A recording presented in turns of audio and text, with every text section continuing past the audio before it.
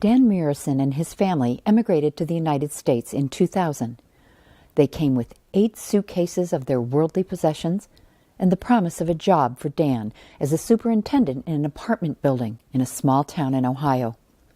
Now, 16 years later, Dan is the head custodian at the Royal View Elementary School in North Royalton, Ohio. His wife is an accomplished pharmacy technician, his son a college graduate, and his daughter finishing up her high school education. They live in a lovely suburban home, drive late-model cars, have traveled the world, and are proud to be American citizens. All accomplishments in great part due to Dan's drive to make a better life for his family. I grew up in a house with no restroom. We lived 5 of us in one room. You don't want to know, and people live in those conditions. Still now? I don't want to describe that, yes. Still now? Yes. I don't want to describe you how, but you can take a bath in a little water. You can watch TV while your mother is naked behind and is washing herself behind. That life I wanted to change, and I wanted my kids to have. You should see my daughter's room. I built her a princess bed. I changed the shape of the walls. I made her a bed embedded in a wall. She feels like a princess when she steps in her room. My son, I offered him everything he needed while he was growing up. Do you think that all that entitlement for them gives them a false impression or makes them less hungry to make a life? Like, you're hungry, you've been hungry to make a life because of what you came from. They've come from so much. Do you see them as less worried about their future and how they're going to survive? Or they are not like me, and I'm happy that they're not like that. But the thing is, your struggle is what has made your life. I did change the life. I did change my life and theirs too. Right, but you probably wouldn't have made those changes if you hadn't struggled, do you think? Oh, without sacrifices, you cannot achieve anything. God will never put the apple in your mouth. All right, what's the biggest sacrifice that you've made? It's not easy to live 31 years of your life in the past, and friends and family, and start all over in a country where you don't even speak the language. That's how we were when we came here. We learned as time passed by. That was one sacrifice, to leave when holidays came. We are a very religious family, and back in Romania, you feel when it's Christmas, you feel when it's Easter from a religious point of view. You feel it in the air. It's not about the gifts, Christmas. You hear carolings, you smell the pigs that are being cut before Christmas, and that smell of all those goodies made, stuff that you probably don't even know about. Traditions that have been on for hundreds of years. So in those times we miss home.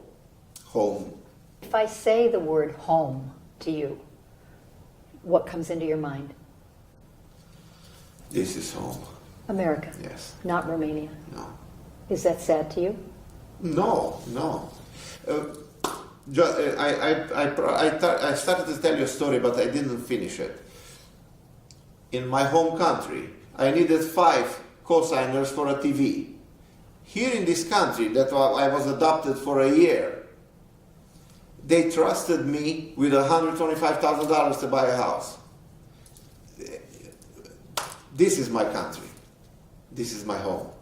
Whoever believes in you and respects you and trusts you, that's who you are being devoted to. There's so many debates about people who are not quote-unquote American getting in to live in this country now.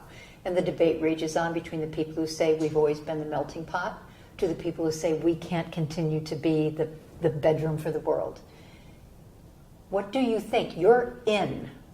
You are now here. You don't have to worry about whether you have to stay or apply for visas or any of those things. Are you an American citizen? Yes. Okay. So you've done that.